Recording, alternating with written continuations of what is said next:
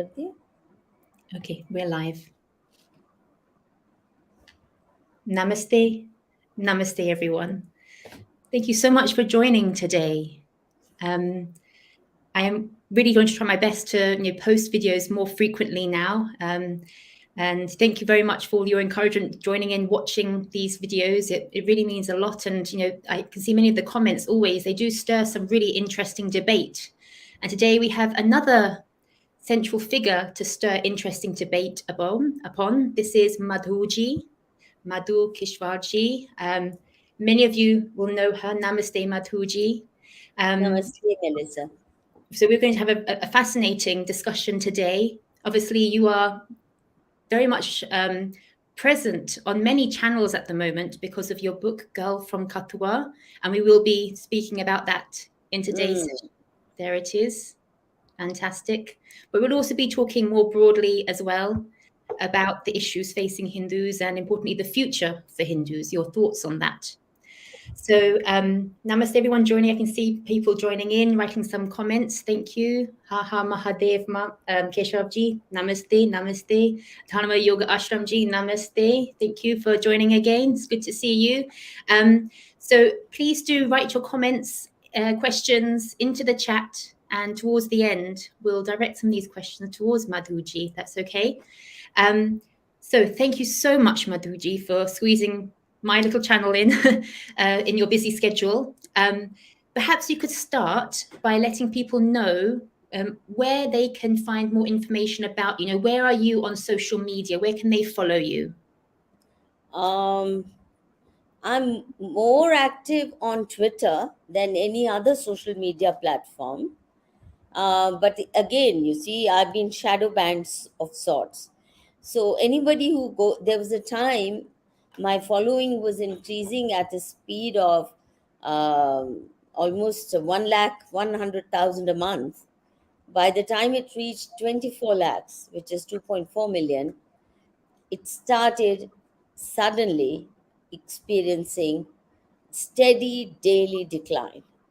So now it's about 19.5 lakhs or 1.9 million.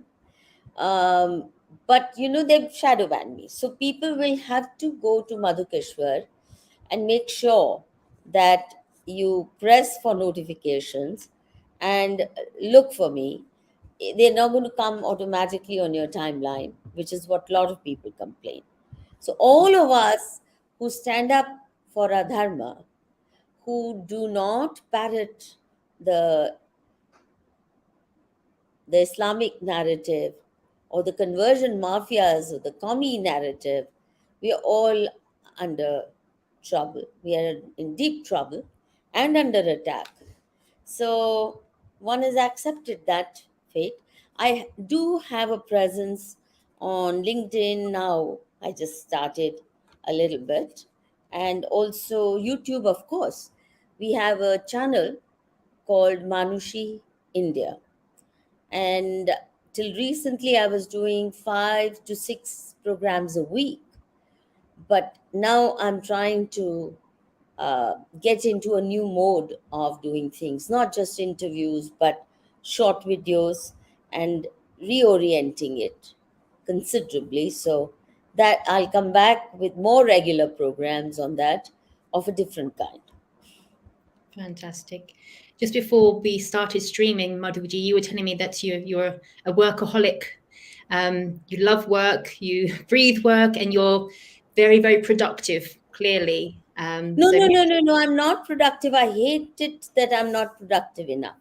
A lot of people think I am, but as per my own standards, some friends, a very dear friend of mine from New York, used to laugh at me, say, your life is triumph of donkeyism.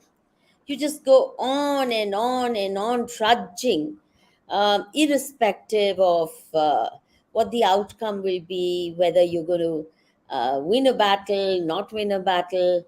So honestly, I'm not productive enough by my standards or what I expect of myself. But because I work like as though demons are chasing me, though nobody is. I'm one of the luckiest persons that I'd never had a boss.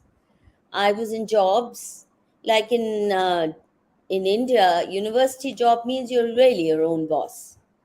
So teaching is a very relatively light profession in India, and you have to be your own conscience keeper.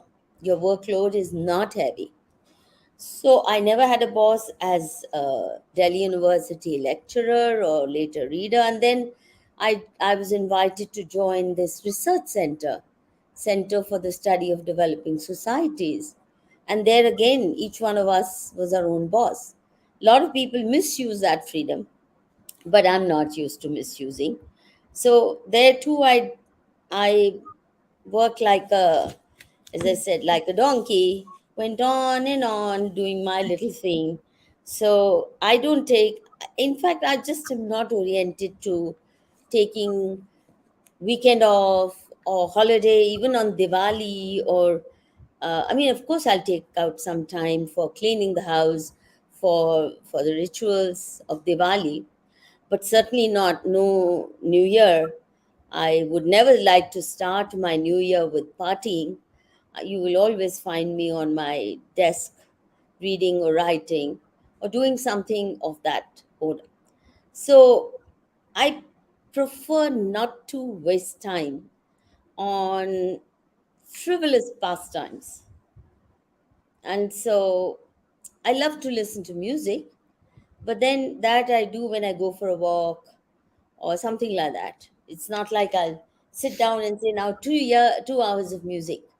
Mm, No, but I'll spend my 1 hour in the morning if I'm doing my yoga or my walk.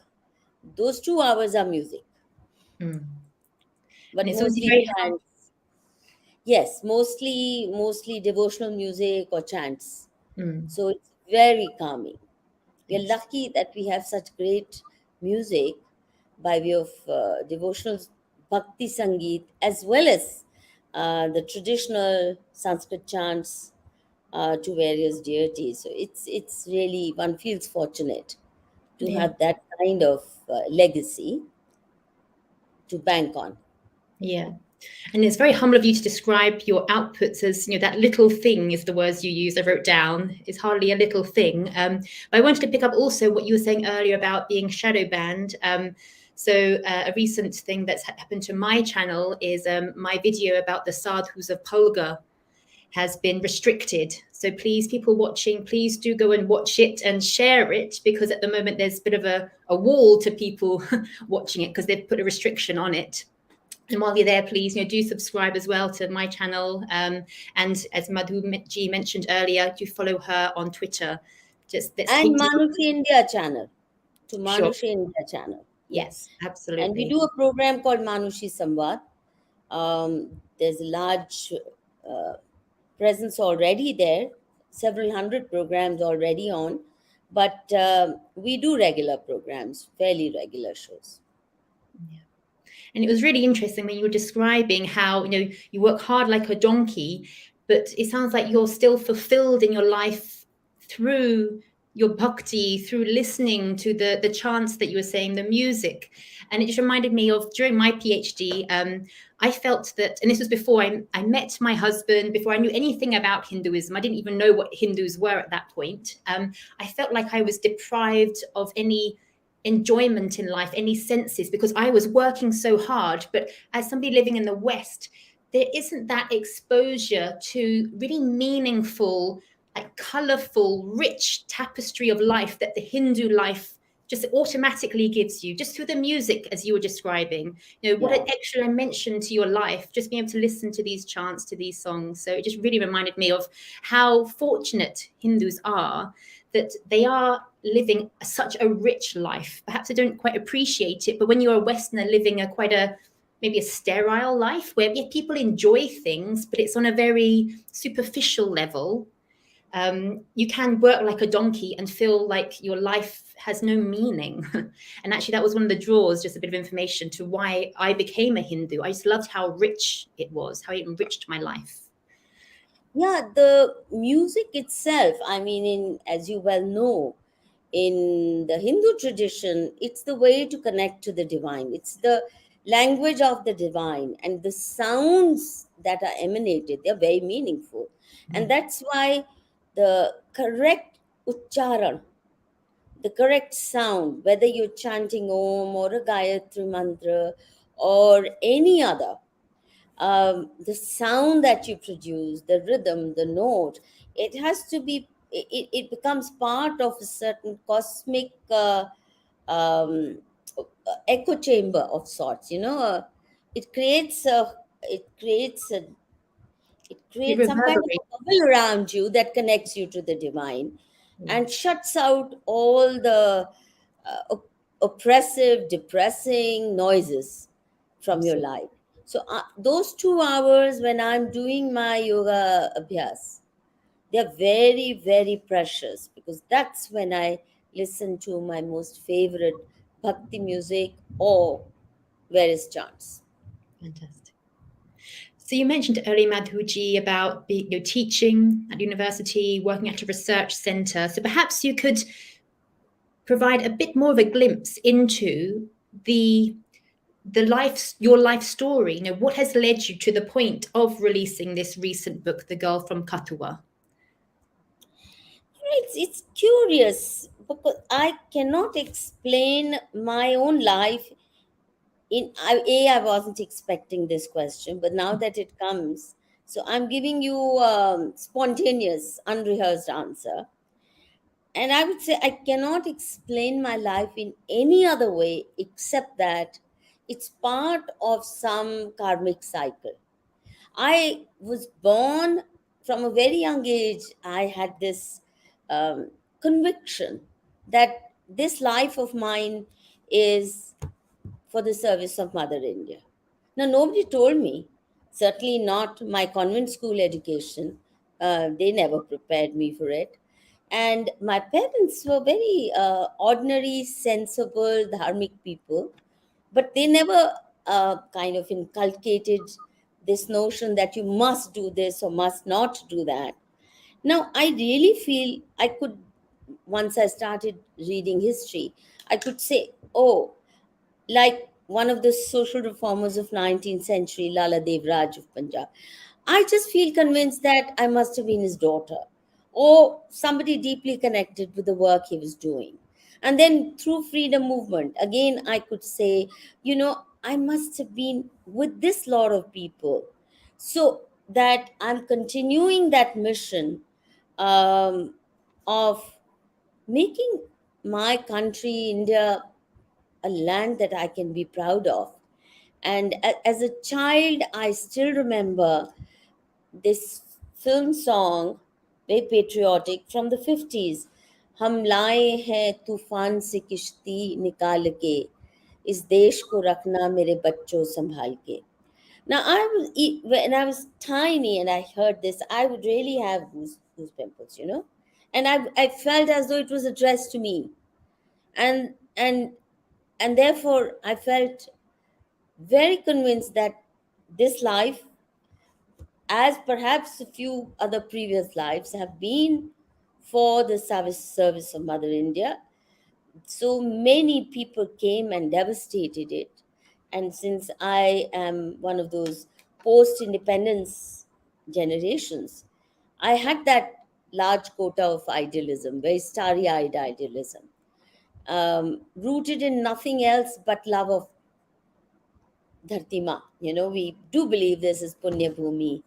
And no other part, no other country in the world has this, worshipping Mother Earth in the way we do, feeling connected to it. Even though where I was, where my parents were born, or my ancestors came from what is now Pakistan, but that sense of Akhand Bharat never left me.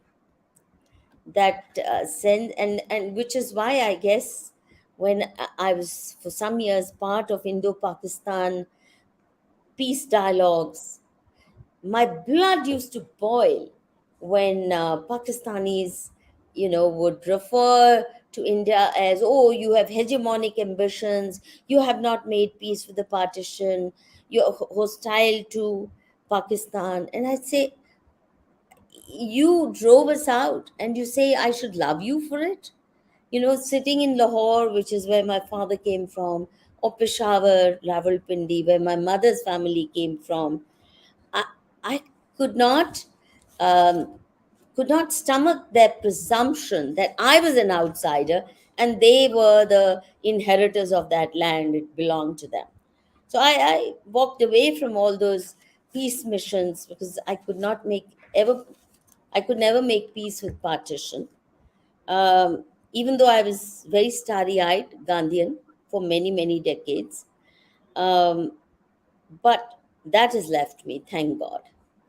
Okay, and I'm wondering, maybe were those the years that you were working in academia at the university when you described you had more Gandhian ideas?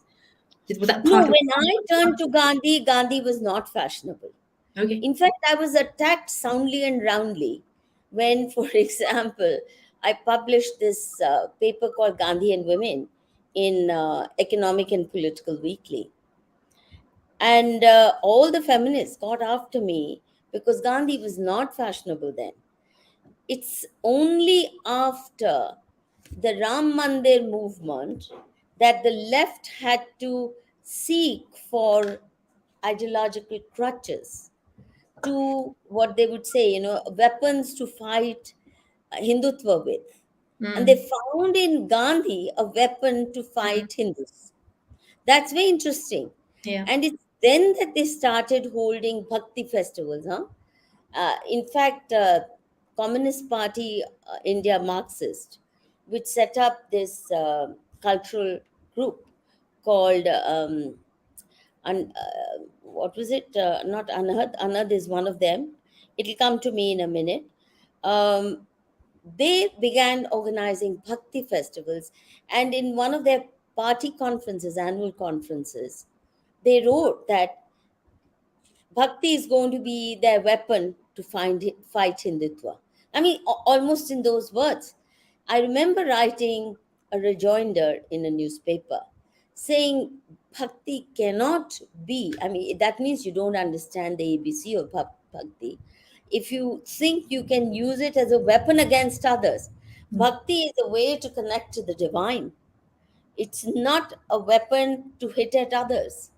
And those who think so obviously know nothing of bhakti. But then you know how communists are. But I feel sorry that the so called Hindutva wing has no moorings in our classical arts, culture. The best they know is Saas Bahu TV serials. So they've handed over the best of our cultural heritage to the leftists. yeah. And I used to be very unhappy about that. And again, when the 10th anniversary volume of Manushi in 1988 on 89 was on women Bhakt poets, again the feminists attacked me. Oh, you want to exchange the slavery of husband to the slavery of God, patriarchal gods. So idiotic. But then, once the Communist Party found use in bhakti, then these feminists also, the brainless kind of intellectual life they pursue, they also took to bhakti, but again using it as weapons to browbeat Hindus, to say, you are not real Hindus. See, we will tell you what Kabir or what Sant Tukaram or XYZ meant by what it means to be Hindu. So they want a very effete version of Hinduism. Yeah. And because the so called Hindutva Paksh has not rooted itself in Hindu parampara, in Hindu Gyan parampara, in Hindu Bhakti parampara, they've allowed uh, them to just acquire monopoly over it. The best of our classical singers go with the communist parties and their festivals. The best of our literary writers, including Hindi, Marathi, Telugu, go with the communist parties. the best of our filmmakers, the best of our theater artists, or National School of Drama, painters, all of them have been monopolized by the left. But the reason is not just the laziness of the Hindutva brigade, but also resources. Because the left organizations, the leftist NGOs, and their networks are very well funded, so they not only roll in wealth themselves and are able to do five-star jet setting all the time, but also pay those who join them very well. They can launch your careers even if you're mediocre, sub-mediocre, but so long as you're chanting the right secular leftist mantras, they can launch glorious careers for you. So that's another reason why all these artists who want good careers latch Mm. on to the left, because the Hindutva brigade doesn't really have much to give. They are actually the subalterns of our society, even though they may be on the surface, they may be in power, but in comparison to the left and access to resources, the Hindutva brigade are really the subalterns. And even when they get into positions of power, they're clueless. They Yeah. don't know what to do with that position except, okay, let's get our own people. But that's the farthest they can think of. Let's get our own people appointed. But very often they don't know who their own people are. So, anyways. Absolutely. So it's really interesting you describing there how you feel that financial reasons is maybe is a leading reason why the Hindutva movement has become compromised, essentially. So my No, I'm not saying they are compromised for financial reasons. I'm saying they cannot match the resources sure. that the left has. And Uh, even when they are at the top of institutions which have money, but because they're not trained to exercise power for larger political ends, in the way that, for example, Islamists and communists are very astute at doing that. An mm, Islamist has a 500-year ahead agenda, all laid out. They know that world domination, world conquest is their game. And therefore, they're very careful in using every inch of the energy and resources at their disposal to strengthen their communities, hold mm, over institutions. You just have to put one Islamist in an institution. Within no time, the takeover will be complete. Within no time, they know how to expand because they work at it very systematically. mm, Whereas Hindus are too busy being pious, large hearted, virtue signaling. We don't care about anybody's religion. We are fair. We are non-partisan, and they allow people to just take over their minds, their hearts, and the institutions in which they are placed. absolutely. I mean, I've always described Hindus as being far too magnanimous. And as somebody coming in from the West, somebody who has converted into Hinduism, I actually find that the most unappealing thing about Hindus is that they don't often seem proud of who they are, certain about who they are, certain about what they believe. Things can often be quite wishy-washy, and people don't respect or admire wishy-washiness. People respect and admire strength of conviction, strength of understanding your shastras and being proud of them and not worrying what other people think about it. There's always this feeling that I've had that the movement towards this sort of reformed Hinduism, neo-Hinduism, has been partly because people are ashamed of who they are and they feel that to be accepted by the rest of the world, they need to change what they believe so it's more palatable to the West, for example. But that's just being completely self-destructive because in most other places of the world, people do what's best for them. And so they're kind of hitting themselves in two ways. Firstly, they're sort of self-destructing by not being clear about who they are, but they're also not being appealing to the people that they want to appeal to, because in being weak and too embracing and too magnanimous, you appear weak and confused, and that's not appealing either. So it's just a really tragic situation, I find, because for me, among the Western Hindus that I've spoken with, there's a real sense that what has drawn us to Hinduism is the idea of dharma. It's the gyan within the shastras. There's no need to dilute it, to make comparisons, parallels with other religions, to confuse matters. It's so strong in itself that just focus on being Hindu, living as a Hindu society, promoting what Hindus believe.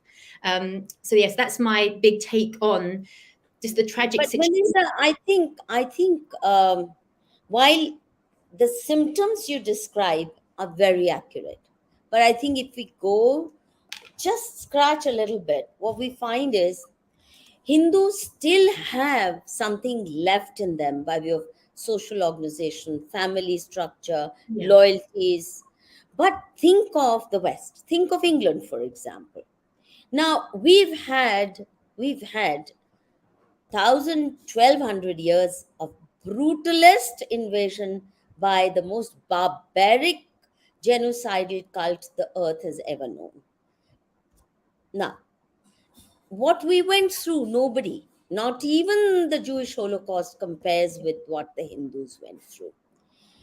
Because there were Holocausts after Holocausts, genocides after genocides, and yet India is the only place, or Hindus are the only people that stood firm in large numbers. I mean, take my ancestors.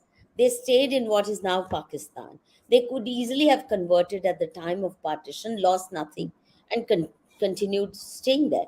But think of the millions who said, no, we will go as destitutes to whatever remains of Hindu India, but we will not convert. Think of what it means to do that. Now compare it with England. And then, of course, 200 years of British rule devastated us much more than 1,200 years of Islamic invasions. absolutely. Yeah. And they were ruthless. The Brits Mm. have been ruthless in whitewashing brains, Yeah. and they were ruthless not in conversions, but making us Macaulay putras and putris. That brainwashing, so we are rendered useless for our own society, and all we can do is be Shashi Tharoors, being happy being deferential to a culture which destroyed us. The point that I'm making is England, by contrast, has never gone through, for example, such devastation. Never. But just a few decades of Islam, and that too in the form of lowly migrants. Muslims are coming. Now, look at the takeover of British universities, of BBC, of your media, the best of your newspapers, the worst of them, the best of your universities, and the worst of them. Look at the society. Firstly, the society is broken down. There's nothing resembling family life. Think of this proud British race which ruled the world. The sun never set on the British Empire. And today, the same British people are unable to defend their daughters from predators. In their own country, their teenage 12-year-olds, 13-year-olds are being mauled, and they are being predated upon by the most barbaric, um, what shall I say, criminals. Um, there's no family left to say, no, daughter, Mm. you can't do this. There's no neighborhood to say, what is your daughter doing? Who's she going out with? Why is she coming home at 1 o'clock at night or 2 a.m., all drunk? And who was she being dropped by? There's no one to say that. There's no one to even report to the police if they see something going terribly wrong, because none of my business. Your life, me, my life. Now the point is, think of the fate of British society 60 years from now. Mm. Even today, I feel sorry. I won't be surprised if in 20 years the Taliban flag is flying atop BBC, and in 50 years you have ISIS flag atop Buckingham Palace and the British Parliament. So you have madarsa running in Oxford and Cambridge in a few decades, or maybe a century at the most. But look at what the British society has done itself to. It surrendered its power to think, to evaluate, and how vindictive the British, after bleeding us to death, bleeding our society to death, how not only ungrateful are they towards Hindus, but how mean minded. They dare think of us as fascists. If only we had a streak of fascism. I swear, I wish at least some groups of Hindus develop that. And whenever somebody says fascist, Hindutva fascist, I wish there was some who would say, all right, we'll give you a taste of it. Yeah. The day we learn to do that, the Brits will be on their knees. But forget us. We may still wake up, and people are waking up. This is the first time in history that Hindus have platforms available to them through social media. And look at how quickly the ecosystem is changing. Look at how quickly, for example, somebody like Narendra Modi ji, who people worship the ground he walked on when he became prime minister.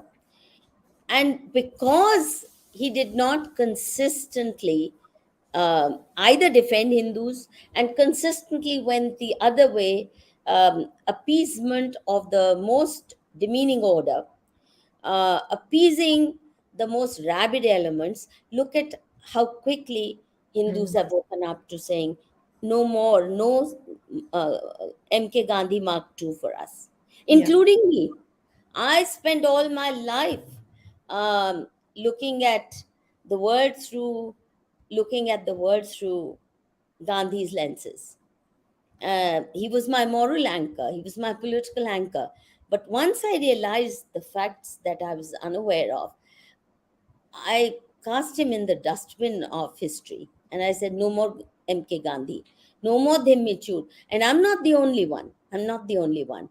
There are millions who have woken up. Yeah. And even though we are disarmed, whereas the other side is fully armed, even though we are resource poor, even though the Indian state has been subverted in large measure, even though we face punishment. I mean, I paid a heavy price in my academic career Mm. for speaking my mind from the very beginning. And yet, I'm not the only one who's standing up and saying, enough is enough. We won't take it anymore. The point that I'm trying to make is that there is still space and there is inner resilience, because there is memory of that past which we can hold on to with pride, which we can hold on to as a guide to action. Now, what does Europe have? So it has colonial past when it looted and plundered. It could be proud of it so long as the colonial subjects were not aware or didn't have the vocabulary to confront the very brutally exploitative colonial regimes of Europe. So long as we kept quiet or became Shashi Tharoors, yes, so the Brits could still be proud. But there's nothing to be proud of the kind of colonial empires they ran if we just go by bare facts. Now, pre colonial, what did England have? No great Gyan Parampara.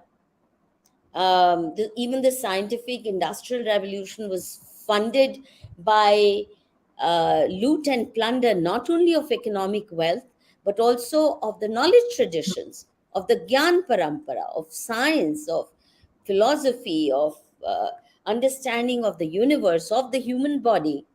You know, the point that I'm trying to make is that we have so much to hold on to. And there is still some social organization, at least despite the devastation caused by anti-caste, anti-this movement, all of them aimed at tearing asunder our social fabric. because they're malicious criticism based on lies, um, and deracinating us, systematic attempts to deracinate us. Now, look at the way, for example, churches in England and Europe and in America are empty. They are being converted into pubs and bars and malls. Mhm. And temples in India, despite everything, despite systematic propaganda against our dharmic traditions, to get into a temple is like a battle. The crowds are getting larger and larger, and people are not tired of listening to the stories of Ramayana. People are not tired of listening to Mahabharata. People are not tired of listening to Bhakti Sangeet. And there's more and more demand for it, which is why even TV serials are now full of Sony Mm. TV for all the dirt they serve us, but they also give us Shiv Puran and all kinds of Puranic kathas to Mahabharat version 1, Mahabharat version 2, Mahabharat version 3. Tell me, how many youngsters in Britain will watch TV serials on the Bible? Tell me. Or on the life of the Christ? No. But are we ever going to be tired of the life of Prabhu Ram, Sri Ram, or Krishna, or Shiv, Parvati? No, no.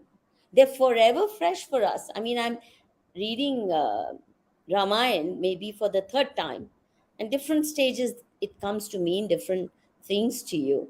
Am I tired of it? No. I say every time it opens my life, my eyes to new dimensions.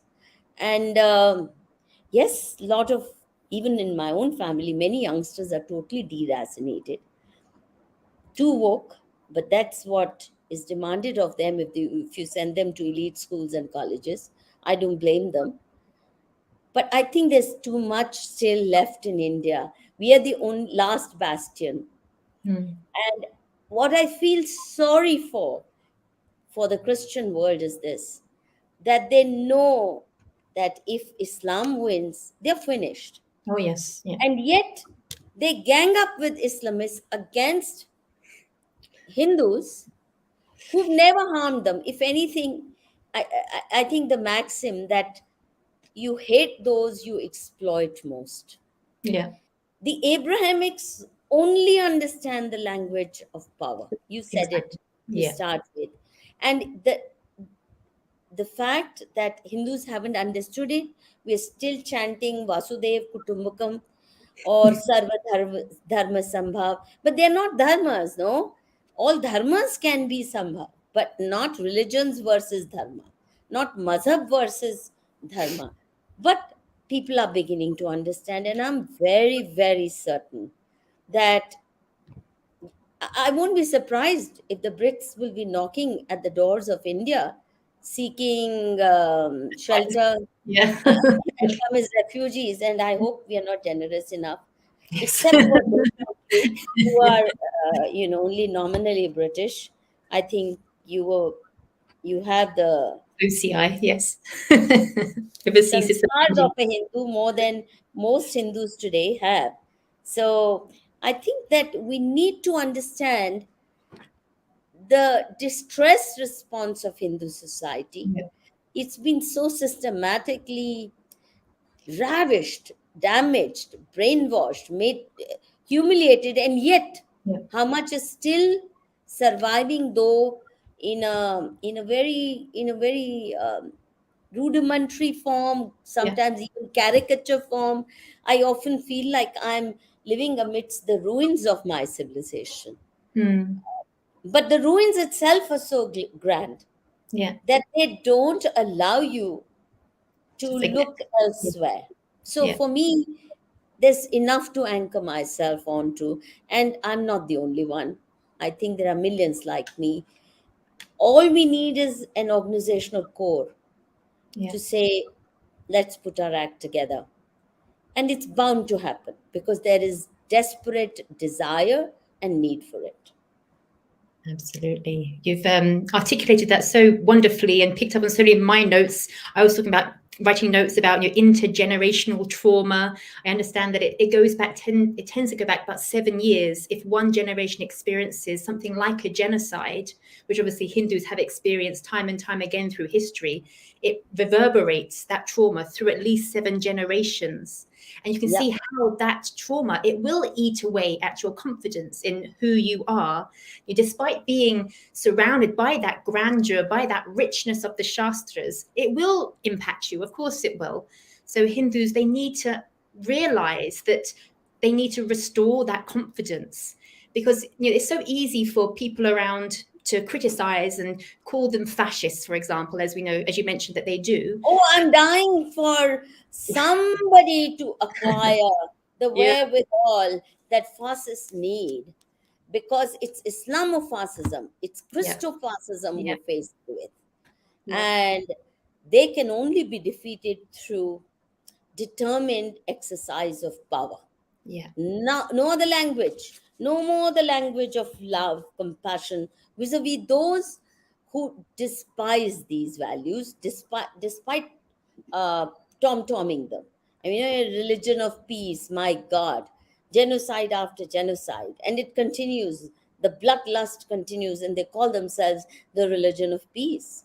So we have to give them the peace of the graveyard that they gave us. Large parts of India are Kabristan. That's the kind of peace they gave us.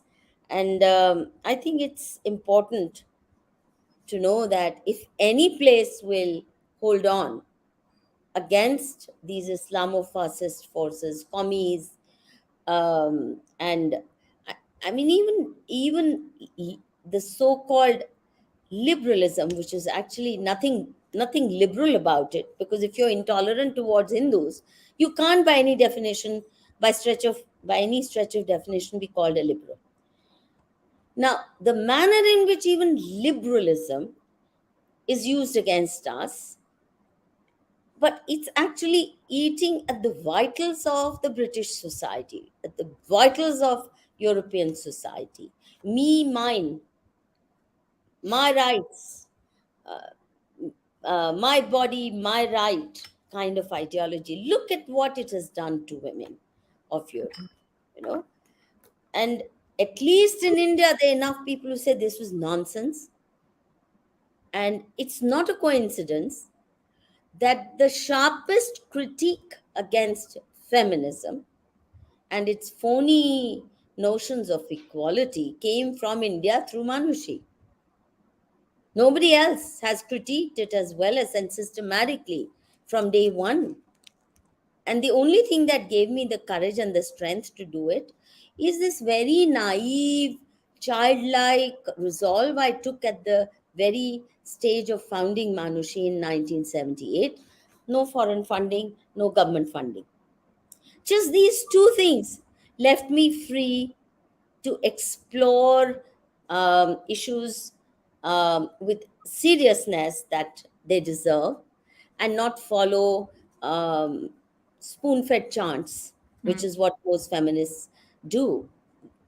In most countries, wherever funding is used to control the feminist rhetoric and build these global power networks, people are merely mouthing slogans that are spoon fed to them. Manushi refused to do that from day one, and we were not dependent. Now, it can't be a coincidence that the strongest voice came from India, through Manushi in this case, but many celebrated it. We weren't crushed, you know. So I think it's that civilizational rooting. And I mm, was not, I mean, I was convent educated, I went to Miranda House, I went to JNU. So think of all that I survived. And nobody guided me. I also very unlucky. I never had a real guru. I never found any guides, or I had to do it by just trial and error. But the only thing that kept me grounded is my love for my, as I said, my mother India, Bharat Ma, mm, and that I had to be a worthy daughter. And that resolve was enough to bring me to also engaging with my dharma in the sense of the textual. My family gave me enough grounding in practical dharma, which then enabled me to reach out to the Gyan Paramparas in however modest a manner. I still am struggling with that, because if your education is through the English language medium and you grew up, Mary had a little lamb or Baba black sheep, um, well then, uh, there's a lot of damage has been done in childhood itself. But luckily for me, I have no idea, it's luckily in a way because my parents spoke Hindi or Punjabi at home, Mm. so I got used to reading Hindi literature. I never went for schoolgirl comics. They just appeared too stupid to me. Or Denise Robbins' romance, which is what all my classmates used to read. I could not stand that nonsense either. So I read some of the classics, Premchand and Tagore and Sharat Chandra, while in school, just by hit and trial. They were not there in my library. But simply because I kept myself rooted in Hindi language, Mm. um, and also Punjabi. I didn't ever feel embarrassed about it. So uh, that's what saved me. Um, that's all that saved me, actually. So no foreign funding, no government funding, no political godfathers and godmothers, and find your own way.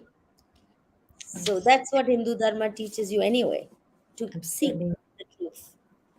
Yeah, I think, speaking one of the Indian languages is so fundamental to this. If you have lost that connection to any of the Indian languages, it's so difficult for you to fully understand your own civilization. You're completely, a barrier is put, it divorces you from fully understanding, fully embracing your civilization. So I completely agree with you on that, Madhuji. And it's actually one of the reasons why at home we only speak Hindi with my son, so that hopefully, even though my Hindi obviously is nowhere near as good as it should be, I just recognize just how important it is that he is surrounded by Hindi from the get-go.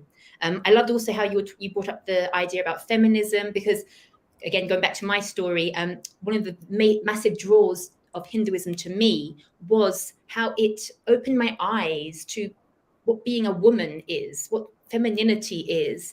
Because growing up, I was very much growing up in the sort of science and tech world, sort of a male dominated world where arts and things are frowned down upon because they're considered to be inferior, and women or female subjects, and realizing, just how valuable these other aspects of life are, and just how it should be celebrated. Being a woman is celebrated in Hinduism, and it should be in life.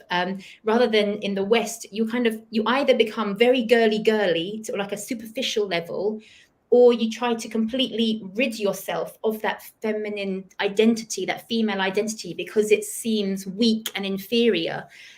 So again, one of the massive draws of Hinduism for me was that.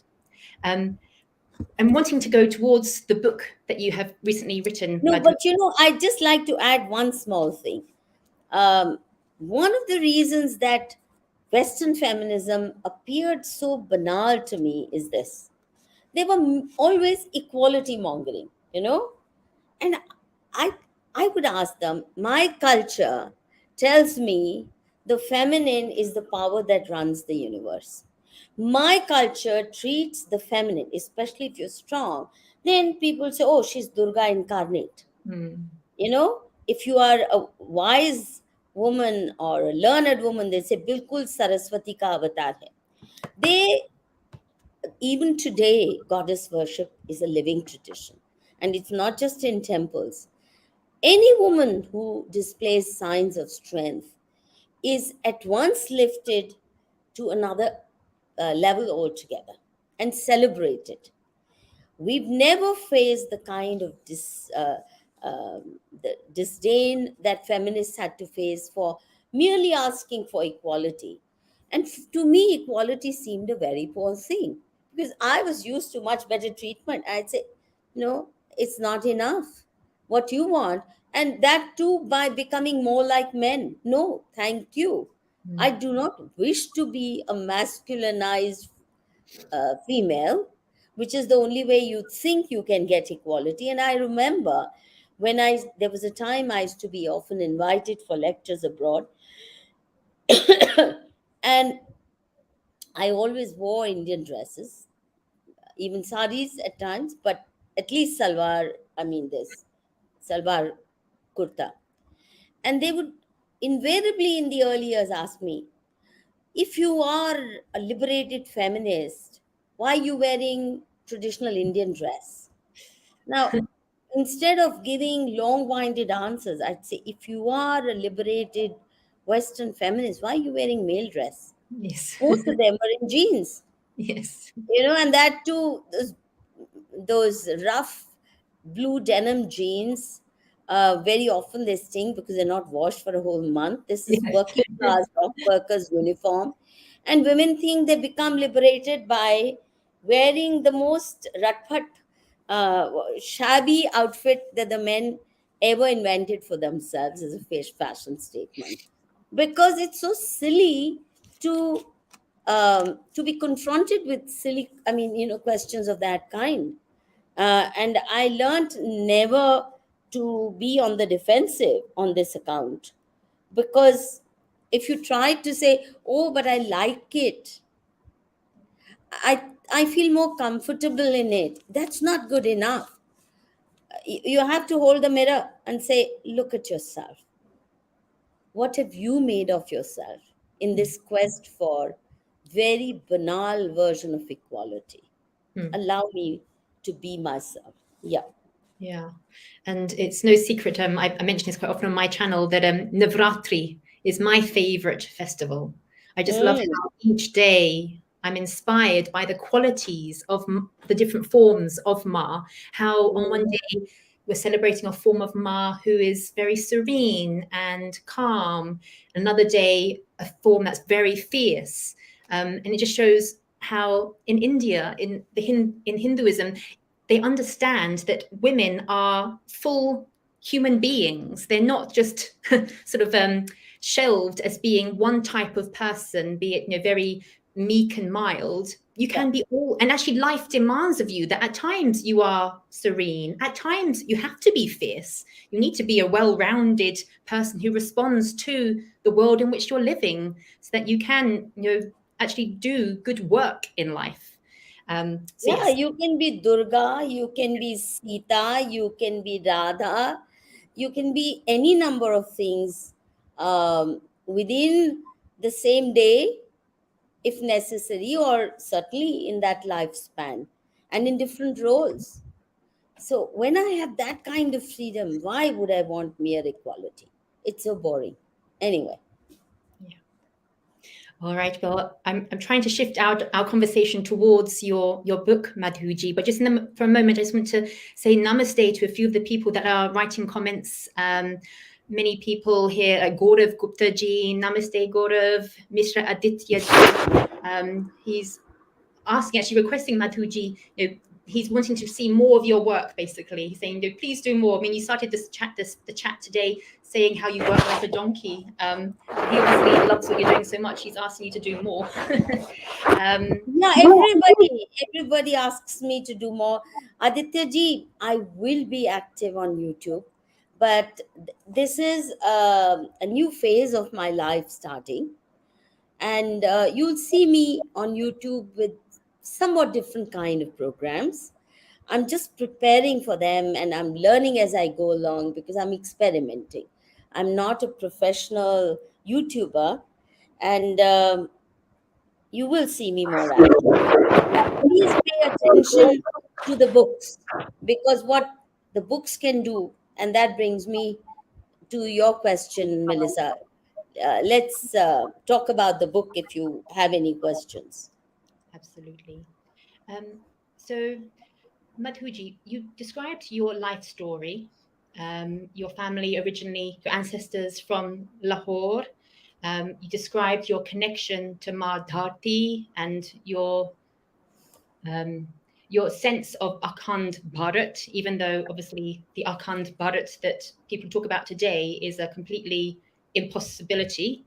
How has that sort of set this? How did that set the seeds for the book that you have just written? Your upbringing, your experiences. Why were you passionate about writing a book about this case, the girl from Kathua? See, right from the time I started Manushi, in fact, Manushi was started precisely because I felt, even at that time, I was in my 20s, when we sowed the seeds for Manushi, because I felt that um, the mainstream media and the academia actually took me far away from my own country, its culture, its civilization. And they did not even give me accurate information about day to day happenings, certainly not the lives of my fellow uh, Indians. So Manushi started off by saying, we will not swallow wholesale the media given or the academia given narratives. And remember, all these institutions were very woke, very leftist, very anglicized. And when we started Manushi, even the name you can see, has that flavor. A lot of people suggested we call it the voice of Indian feminism. I never used the word feminism, even when I had not discovered that I wanted to keep my distance from it, because I said the word means nothing to people in India, and I don't want to get locked into isms. So from day one, the resolve was to take a stand on issues only by direct exposure to the reality of a particular situation. So, if, for example, if there was an earthquake or a riot or a flood or anything, I would either keep quiet or go there, even during curfew times, and experience directly, listen to people directly, and then write about it, then talk about it. So, in the process, from day one, it happened that one started um, coming in conflict with the mainstream media's narrative, and certainly with the leftists, the feminists, because they are all cliche ridden. They really don't do any real homework. Even when they pretend to do field work, it's bogus because they've already got their conclusions set, and they go to field work only to get a few quotations that they can doctor in order to say what they want to say. Their village studies and their field studies, or their studies on Ramayana, or you can see how bogus they are, because they always prejudged an issue, and they've made up their mind that they want to smash Manusmriti. They don't want to read it, they don't want to grahan karo it, they just want to smash it. So when you go like that, or if they go to a fieldwork situation, do a village study, they've already made up their mind what they want to communicate, and then the rest is just filling in gaps with colorful quotes, many of them doctored. And I never did that. I listened very, very carefully. I think one of the few things I'm very proud of, there are very little that I'm proud of because I'm overwhelmed by my limitations. But one thing I'm very proud of is that I listen very carefully and I report very accurately.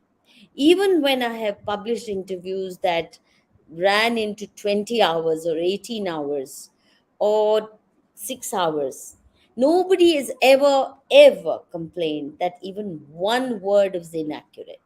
That's quite a record.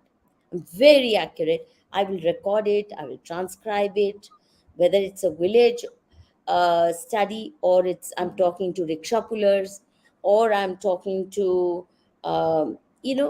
impoverished groups, marginalized groups. I record everything, I transcribe everything, and then I write on the basis of an accurate transcription, and I translate everything myself.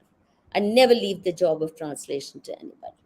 So that obsession with accuracy means that I'm always at war with those who are giving us cliched versions of reality or spoon fed versions of reality.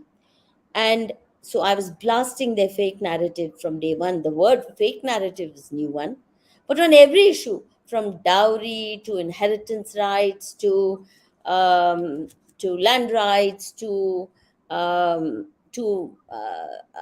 relating to our scriptures, I began to uh, have have conflict with what they were presenting from very early on. And but because my homework was good always, they could never fault me. So you'll never see them attack me on facts, but it'll always be like, for example, even when I wrote this book on Modi Muslims and media, I challenged them. This is the most definitive version of how Modi handled the riots. Challenge me on facts. Not one of them is dead. Not one of them is dead. All they did is they started maligning me. That's all that they are capable of. They can't engage with you on the basis of facts. So they malign you.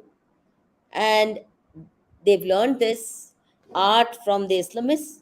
The commies have learned it. The Islamists have learned it uh, from both the conversion mafia of Christianity as well as from commies.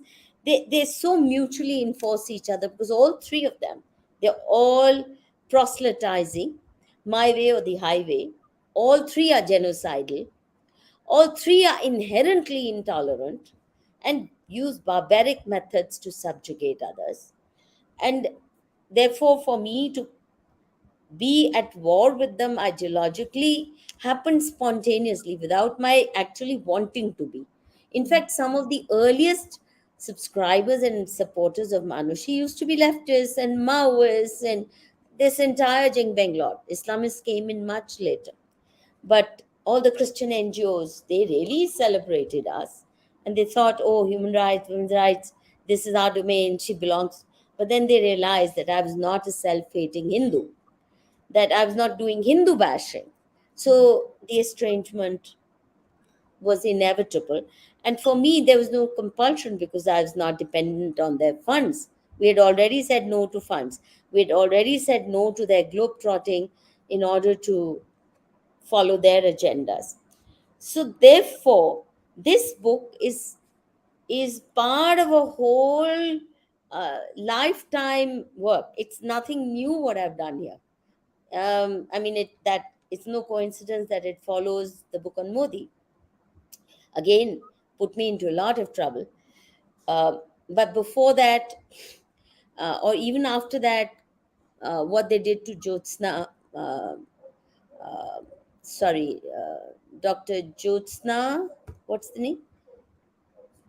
Wrongly accused Jyotsna, sorry, Maya Kodnani, Dr. Maya Kodnani, Colonel Purohit, or before that, a whole range of issues, all my books, all Nabi Narayanan, ISRO scam, all my articles in some way or the other are blasting their fake narratives. Hmm. Manusmriti, Hindu Code Bill. Now that's written way back in the 1980s. It was very popular to attribute Hindu Code Bill as the most progressive pro women measure of the Nehruvian era. Now, when I, perchance, this was my MA MPhil paper in history, JNU, when I started reading the parliamentary debates, it turned out that this was the most atrocious piece of legislation Nehru rode roller down our throats to do a lot more damage. That's where the eracination process started. It Hmm. was a very vicious attack on our traditions and to completely um deracinate us, alienate us from a whole tradition of rights and responsibilities, which are very delicately balanced. Um, I mean, it's stupid to call Hinduism patriarchal, where you know it better than me. It's so stupid. They use their lens to see our Maryada Purushottam. It's so ridiculous. Anyway, so this book is a product of a similar encounter with one of the grossest fake narratives. Just as the fake narrative about Gujarat riots and Modi's role in it, he did his best to stop the riots. Instead, they made him out to be a fascist who wanted to decimate Muslims. I couldn't believe what I saw on the ground, what I saw in the documents, what I read in the papers of what was happening day by day. So my account is actually based on the facts as reported by the daily newspapers of that time. Gujarati, English, Hindi. I mean, and they lied. They created a whole nonsensical narrative based on just outright lies. Similarly, because I had engaged with Kashmiri Muslims as part of my Gandhian goody goody peace mission, type that we must understand why they are estranged. You know what I mean? That's the net rhetoric. We are estranged because you don't give us democratic rights, because the Indian state has been unfair. And I'd say, yeah, Congress has been unfair to too many people. So maybe Congress is the architect of this mess in Kashmir, which is why they turned anti India. So I engaged with JKLF, with the entire range, the Hurriyat, the PDP, the National Conference. I engaged with them all and watched them all carefully. Initially, in order to act as a bridge of communication, thinking that they are being misunderstood. Then I realized at some point, especially after my very close relationship with the PDP and the Mufti family, that Islam is insatiable. Islam is bloodlust. Its agenda is to convert all of India. The rest is all hogwash. And they do it systematically through fake narratives, by which time I had seen what Mehbooba was doing, how vicious she was. And so when this case came, when I heard first that 8 Hindu men were supposed to have gang raped a little girl and then done her to death and gang raped her in a Hindu temple. I mean, the narrative itself was nonsensical because this region of Jammu, anybody knows, is not crime prone at all. Hindu Dogras are the last in the list of human species who will abduct a young girl, leave alone a Muslim girl, because A, they are endangered, B, it's not part of their sanskars, they're Devi Upasaks, and then take her to their most revered shrine. It's not like mosques where sexual games and predatory behavior happens normally. It's not like a madarsa. And that they would do that, I knew there was something wrong, but I kept quiet initially because my resolve is, till I know better, I'm not going to talk. Then, once the charge sheet was released in April 2018, whereas the crime had taken place in January 2008, January 2018, first week. Once I saw the charge sheet, and I have analyzed the charge sheet in great detail, there are 4 sections to this book. Section 1 is the charge sheet. That 15-page document, 5,000 odd words, is so nonsensical, so idiotic, such gibberish, utterly illogical things string together, that even a crazed, mentally retarded drug addict wouldn't write anything so nonsensical if you asked him to create an imaginary document to implicate 8 people. It's so crude, such crude lies. Once I read the chart sheet, I knew it was lies. And by which time I I was aware of, I had become post Gujarat, my study of Gujarat, which forced me to ask, what is it that, Modi's done so much for them? Why are they still constantly after his blood? Why are they vindictive? That forced me to try and understand Islam. Once you understand Islam, the world is never the same again. Life is never the same again. ये ज्ञान चक्ष खुल जाते हैं. All my previous education taught me zilch in comparison. I knew a little bit about Christianity and its shenanigans, but Islam is another world, though they are first cousins. Yeah. But still, what Islam does, nothing. We have no equivalent. Not even Hitler, not even fascism of Hitler or Mussolini compares with Islamist fascism. So once I started engaging with Islam, reading their own scriptures or the life of the Prophet, peace be upon him, um, he needs it. Um, you know, then I knew that it's not just about some slip here or there. So I decided to to investigate it, especially since in this case the entire Jammu province had literally risen in revolt. The Bar Association of Jammu, Kathua, the entire province, they rose to plead with the government. They tried to even stop the filing of the charge sheet because they realized how idiotic it was. Not only that, Mehbooba Mufti had let loose a reign of terror, not just arresting these 8 people on a malicious charge sheet, but she got nearly 232 young men arrested in from neighboring villages in that entire uh, district. So much so that people from several villages abandoned their home, including Rasana village, and took shelter on the national highway. Literally, they had nowhere to go.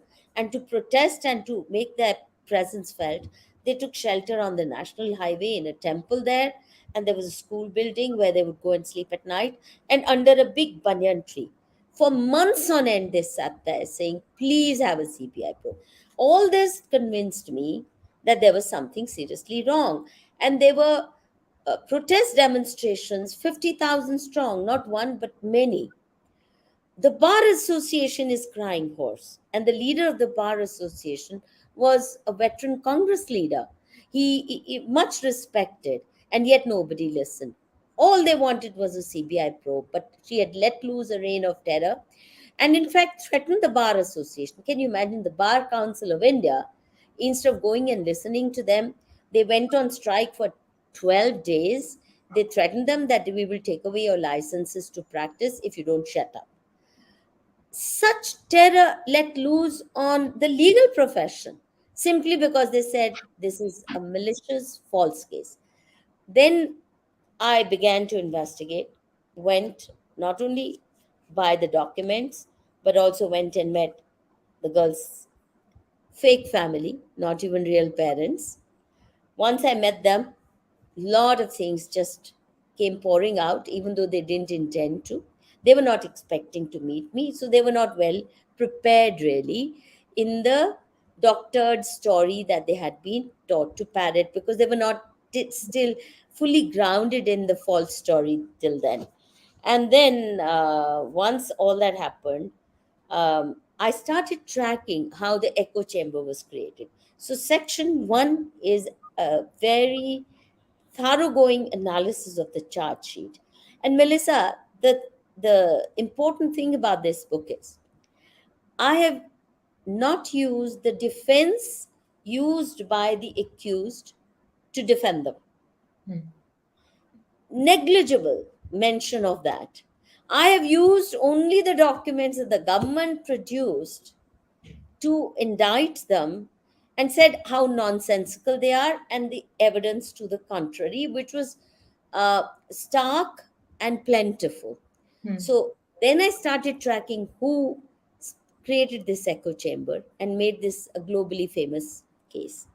And the big giveaway that this was a doctored narrative was the fact that all of them, who the Lutyens, prostitutes, followed the tips given to them by Mehbooba Mufti, including the BBC, by letting the name and face of the girl be have prominent coverage in everything. Now we call it the girl from Kathua. It's not a real picture. It's a it's a it's a takeoff from the picture. It's an artistic rendition of what she must have looked like. But we stood by the law, whereas all the leading journalists, the Barkha Datts and Rajdeep Sardesais and Sagrika Ghosh's, they were liberally flaunting her name and her picture, which is against the law. And they made that name so famous that if you were to Google search under different headings, the girl from Kathua or with her name, so and so of Kathua, etc., you'll get at least 50 lakh uh, hits, writings, YouTube. They made her globally famous. Now, that clearly showed a global mafia was orchestrating it. Mm. Why would they otherwise? No other face or name of any rape victim anywhere in the world becomes so famous because the law prohibits you from displaying it. Not just in England, but I mean, not just in India, but even in England. But BBC also displayed it lavishly. So clearly, there was well planned orchestration. And in section 2, I've tracked the mischief mongers, or Mm. the prostitutes who led this brigade, and of course the NGOs, the lawyers, the games they played, the lies they told. Section 3 analyzes the judgment, which is outrageous, by a very corrupt judge. And I'm not saying he's corrupt. The High Court of Punjab and Haryana initiated an investigation a year later into his gross corruption and acts that are unbecoming of a judge. That's what they say, misdemeanors unbecoming of a judge. So he lost his uh, ability to become a high court judge because he was put under investigation. That's how corrupt he is. And there's a lot against him. I'm not the only one. There have been Supreme Court, High Court indictments even earlier against him. So judgment is also torn to shreds here because it's so gross. Mm. And that's why, because I've done a minute job in the hope that the judges dealing with this case will read this comprehensive document. Because what happens is that when a case is in court and there is this adversarial arguing, judges are more prone to listening to the state counsel. They're trained to pay more attention, and in this case, the state councils have played mischief. Secondly, there's too much argumentativeness. So the judge is, and each council will get maybe 15 minutes, 20 minutes at the most. Sometimes the judge is impatient, sometimes, and because the judges keep changing, there's a continual shifting of the benches. So Mm. nobody really gets a full hang of it. So I wrote this mammoth, 640 page long book. I feel embarrassed to even ask somebody to read it, but I made sure it's readable. It's eminently readable, even if you read it in sections. Uh, in So the you hope, mentioned, in the hope that the wrongly targeted innocent men and young boys will be released, not only acquitted um, honorably, but also damages paid to them. But most importantly, the real killers have to mm, be exposed. And I have said it openly and I repeat on your channel. If you want to get to the real killers, start investigating Mehbooba Mufti herself, her mhm, role in it. She knows who the real killers are, and she masterminded it. And her right hand man, Talib Hussein, and the girl's fake family, they also know the mm, facts. mm, All these people, and also the Lutyens Kebal, find out who was spoon feeding them, not just Mehbooba Mufti. See, Mehbooba Mufti is not very popular with the Lutyens media. They much prefer the Abdullahs. So, if in this case they swallowed her narrative and they mouthed it and became her echo chambers, That means there was some larger force acting Mm, behind. of So course. whether they were listening to the commandments of the ISI or their funding agencies, I mean, I don't know, but certainly the whole narrative was being certainly spoon fed. Yeah. Uh, So, to counter the global exposure that this false narrative has had, to get the word of your book out to the world, Madhuji, can you please, tell the people watching where can they get a copy of your book, please? the easiest way to get a copy of the book is to go to manushi.in, our website. The moment you open it, you will see um, a promotional for this book, and you say buy now, and it'll take you to the payment portal. That's the easiest way. But you can also buy it from Amazon, Flipkart, etc. They have it too. But we are offering the best discount. So I urge people to go straight to manushi.in and order from us, especially within India. So foreign copies, you may as well order through Amazon. Mhm. Yeah. Excellent. Though we can also send, if you give us postage, the cost of the postage for America and England, then we'll give you the book at India price, but Mm, ask you to add what it actually takes to airmail the book to you. yeah, of course. So I was really pleased, Madhuji, that you mentioned Christianity and Islam being like first cousins. I completely agree, and it's what many Indians are not at all aware of. And I think one of the issues is that Hindus, they hold Satya in such high regard. They find it so difficult to understand that other people don't do that as well. And I just see this really great comment from Prathipaji saying that all Hindus should know, obviously, the Vedic concepts, but they must also know the Abrahamic concepts. It should be mandatory so they can stand like mountains against all Adhamic forces. And particularly, what I feel they should understand is that the Abrahamic religions, they actively encourage, they forcibly encourage their adherents to do whatever they need to win. And obviously, to win is global domination, converting every soul to their religion. So they're allowed to do whatever they need to do, tell whatever lie they have to, um, uh, you know, force people down blind alleyways as much as they have to drive their narrative, how they want things to be presented. So being interested, Madhuji, just to hear your thoughts on how can we help Hindus to understand, be awakened to the dangers of the Abrahamic forces. See, take each case and do your homework.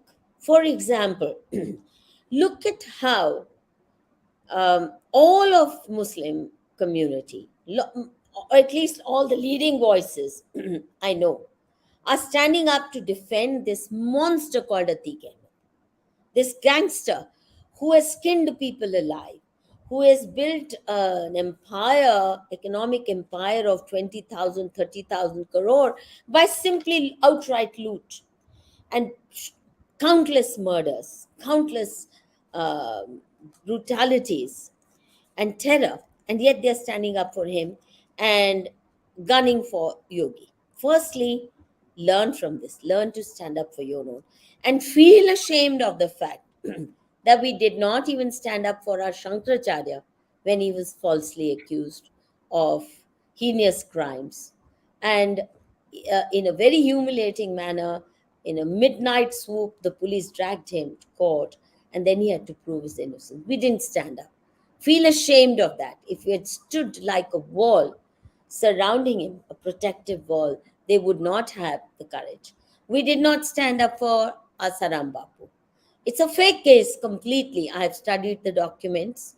Uh, I can tell you the charges are all fake.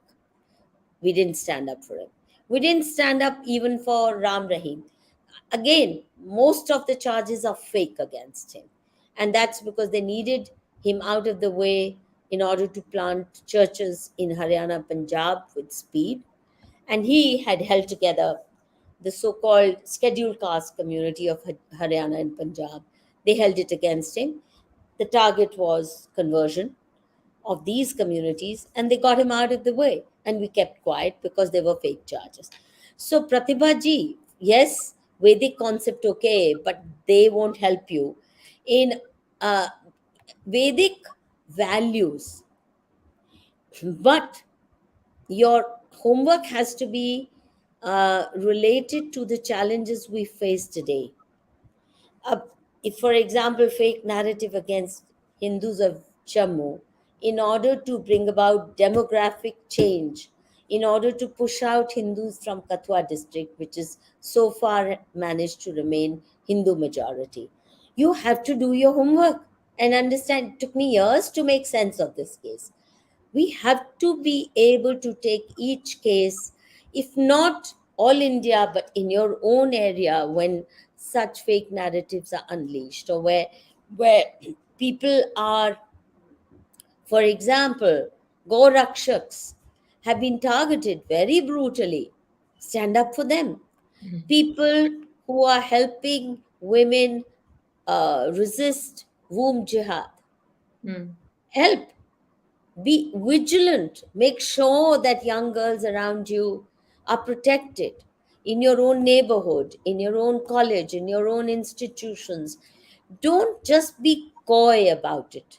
And it's not enough to read our shastras and be rooted in those values, but to put a practical shape to them. And we all have to be intellectual warriors, Mm. for which very thorough, meticulous research is needed. And it's only that research which allows me to say, I challenge you, I'm willing to face any trial. You come, let's have a public hearing. Let's have a public trial. You put me on trial with these facts presented in this book, and then face the trial that I have for you Mm. on and the charges I have made. Let's go for it. I'm so confident that I can, no matter how many courts may indict the persons concerned, the falsely accused, I still say, you put a gun to my head, even then I will say, all of the eight accused and incarcerated are innocent. Mm. They have not even the remotest connection with the crime.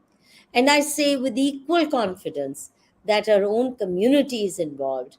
And Mehbooba Mufti knows who the real killers are, that there's a masterminding of this narrative with Mehbooba Mufti playing an active role.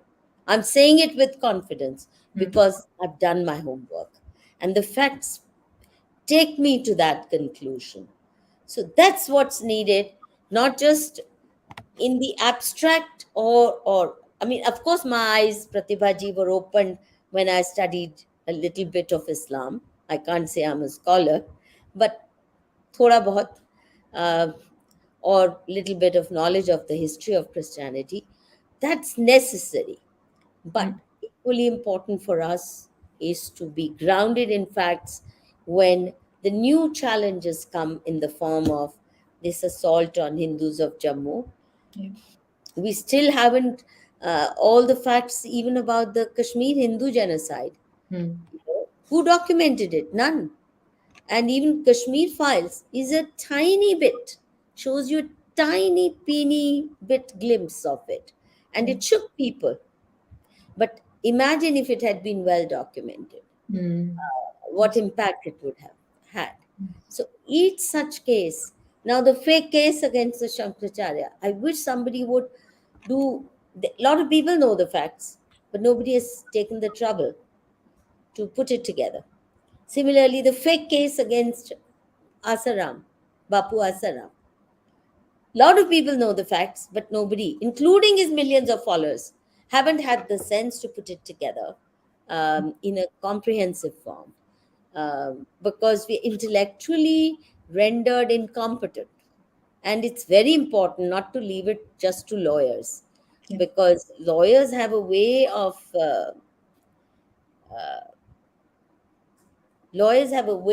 convoluting facts, Mm. where you have to illuminate. And Pratibha, you're right. um, you will surely do your homework, I know that. But I was just, my answer was addressed not just to you, it was addressed to all those who are listening to us, that apart from being rooted in our shastras, in our dharmic values and important texts, and to familiarize ourselves with the ecosystem represented by the Abrahamic religions, it's very important to take each case immediately when an assault happens, get going with the facts. And that's really important. And thank you very much, Madhuji. And following on from that, again, Pratibhaji, thank you very much. Here raising the plight of the Hindus in Pakistan.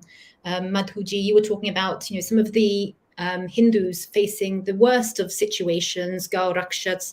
But obviously, the Hindus in Pakistan, in Bangladesh, are facing terrible, terrible times, and nobody even has an opportunity, really, perhaps, to be documenting their plight.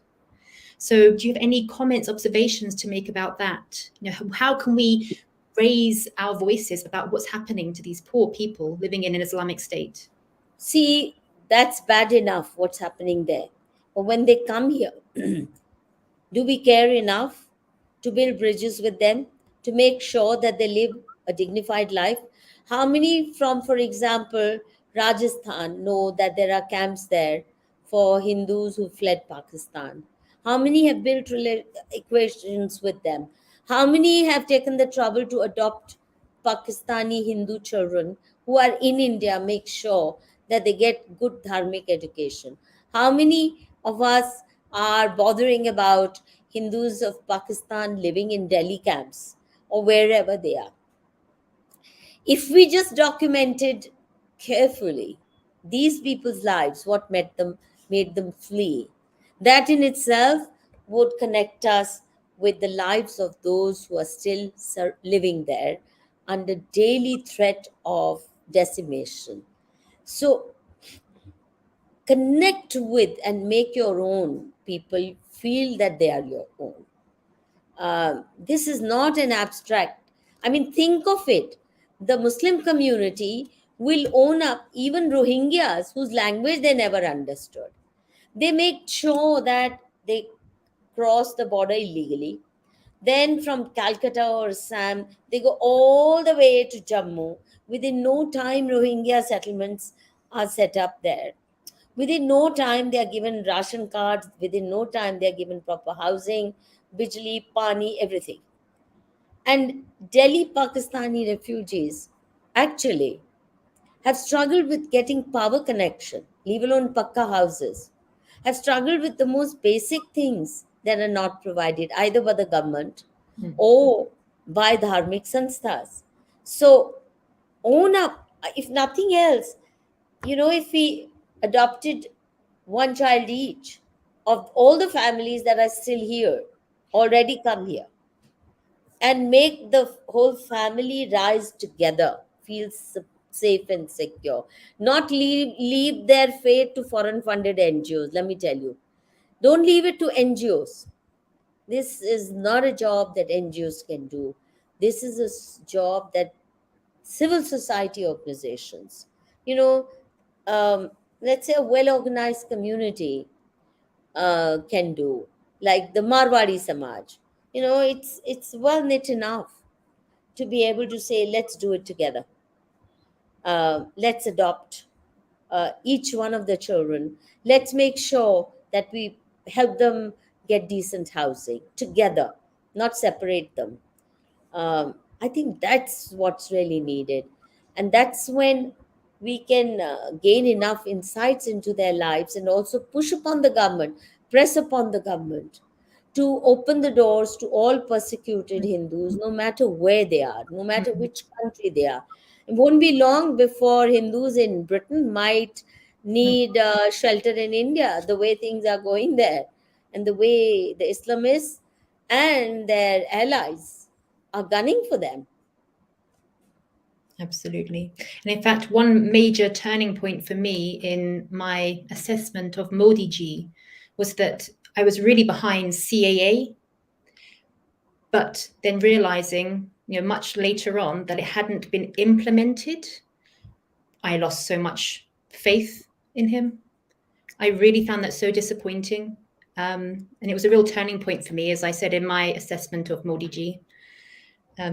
Yes. Okay. But Melissa, you'll be more shocked to know that in and of itself, the CAA is such a stingy piece of legislation. It's a cowardly piece of legislation. Because instead of saying, no matter where Hindus are persecuted, they Yeah. should be able to come here, it says it addresses itself only to the 35,000 Hindus already in India Yeah. up to, say, 2016 Yeah. or something. Exactly. Yeah. I I know. mean, and then they add Christians and Yep. Parsis. Yeah. Which True. Parsi wants to come to India? Yes. Number one, did they ask to be included? Christians have so many countries to go Mm. to. And in any case, they have a whole world of Christian organizations backing them. They can support them if the world Christian networks really cared for Christians of Pakistani origins who are mostly very poor. They would have them brought to America, to take them to Australia, take them to Yeah. any of the Western Christian countries. They won't. Why?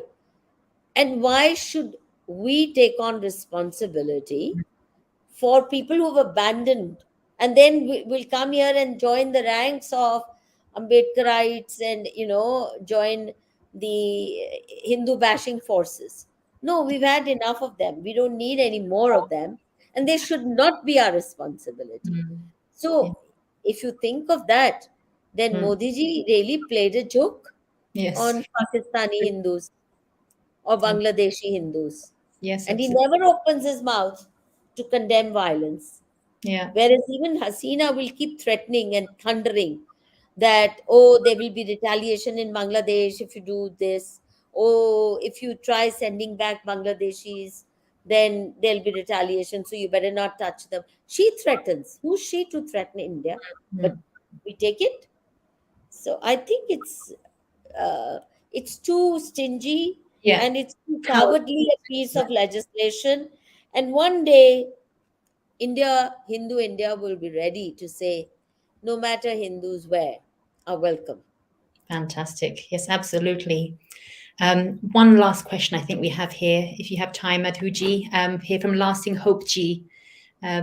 She's thanking you, Madhuji, and also asking, can you please suggest some practical suggestions for the common person to start aggressively undoing intergenerational trauma, to speak up, to break down probably the different taboos, and to better establish dharmic foundations? See, firstly, start doing things together intergenerationally. For example, today we are very lucky. We have brilliant lectures on YouTube. We have a whole wealth of literature available. And for example, on Islam, if you want to inform yourself as a family, start reading chapters of Ali Sinha's book. It's available in all Indian languages: English, Hindi, Tamil. If you did that collectively, parents and not little kids, but certainly children in their teenage should know.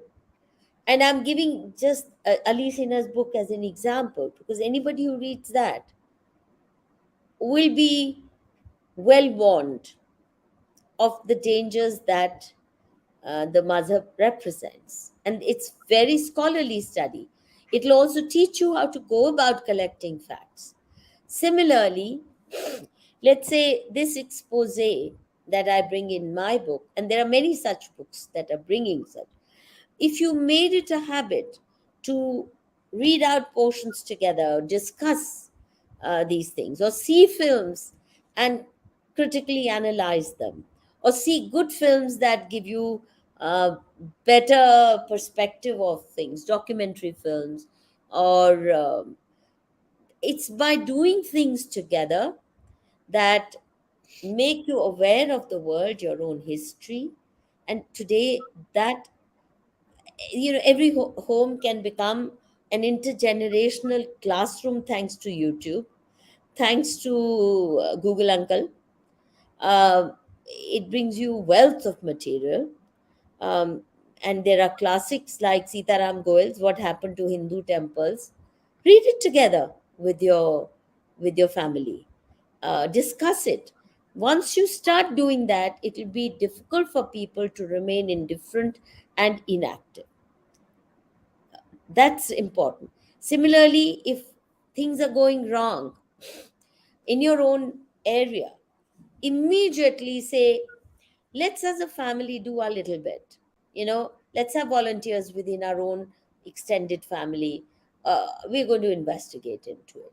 And if it's in your own city or in your own district, doesn't cost much. Start taking small projects together and discussing them, and start being alert to people who are in danger Mm.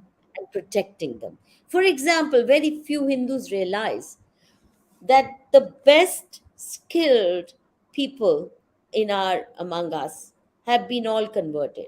So the best tailors, the best artisans, the best weavers, the best plumbers, the best masons, the best electricians, they're today Muslim, not by some freak accident.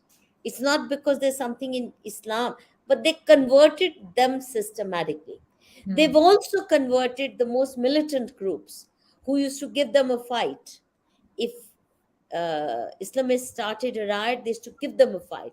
Now, very systematically, they are being converted to Christianity or Islam. We're not connecting our lives with the poor around us. Mm. We just don't treat them like labor. Oh, she's someone who comes for a salary to clean my house or Yeah. cook for me. No, be involved in the lives, and through them you will get to know a lot about how these predatory forces are preying upon our people.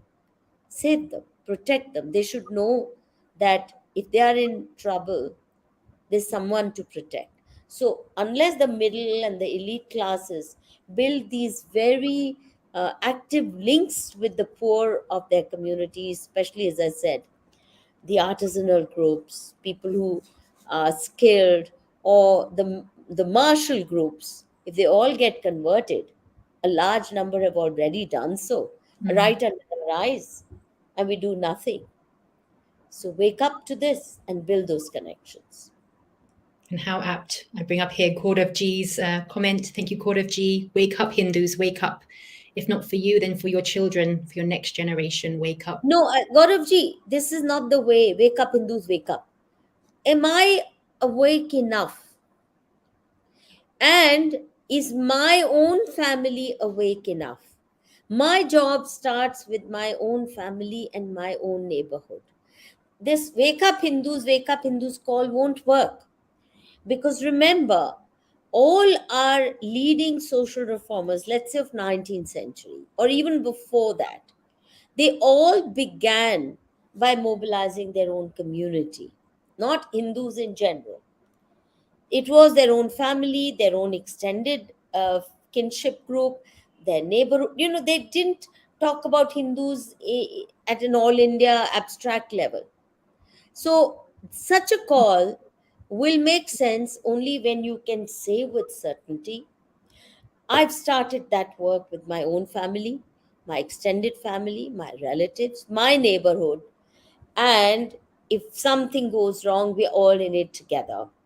And we are doing things together to protect our society, our youngsters from conversion mafias.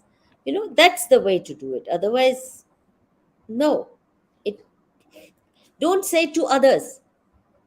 The call has to be first to yourself and to your own family and to your own extended community. Very true. All right. Well, thank you so much, Madhuji. That's been a really fascinating conversation. Before we close, perhaps you could just remind the people who have just joined the session towards the end, where can they buy your book? Where can they follow you? Just find more about you, please. Yeah, firstly, The book is called The Girl from Kathua, and the subtitle is A Sacrificial Victim of Ghazwai Hind. So, this in itself tells you that the book is about the murder of a girl whose dead body was used for very sinister agenda of demographic invasion and changing religious demography of this Hindu majority district, namely Kathua district. The easiest way to buy the book is to go to manushi.in, our website, and it'll direct you immediately to the payment portal, and click and you get a good discount. Huh? Yeah, the video, I think you're providing a link to our website, aren't you, Melissa? Yes, I absolutely can do that. Yep, no problem. Yeah, if you do that, then it becomes very easy. All our earlier videos have even the payment icon, But if you go to our website, you get directed. That's the simplest. And we take responsibility for it um, immediately. Immediately. And, we respond to every mail that comes. If something goes wrong, we take responsibility, whether the book reaches you or not. Otherwise, of course, you go to Amazon and buy it there. Fantastic. But you get a better discount from us, and you get assured delivery from us. Fantastic. And so, Hmm? obviously, while you are there, please have a look at Manushi and please do follow Madhuji on Twitter. She started the session by talking about how she's being shadow banned. So, please actively go and follow her on Twitter. And if you've enjoyed this session, if you enjoy the videos that I make, please do like this video, do subscribe to my channel. I'm also on Twitter, English_Behen. So, thank you so much again, Madhuji. It's been Thank you, fantastic. Melissa. It's been a pleasure talking to you. And I'm so glad that you've taken so much interest in my book. Absolutely. Well, Jai Shri Ram. Jai Namaste. Shri Ram. Shubhratri. Vande Mataram. Vande Mataram.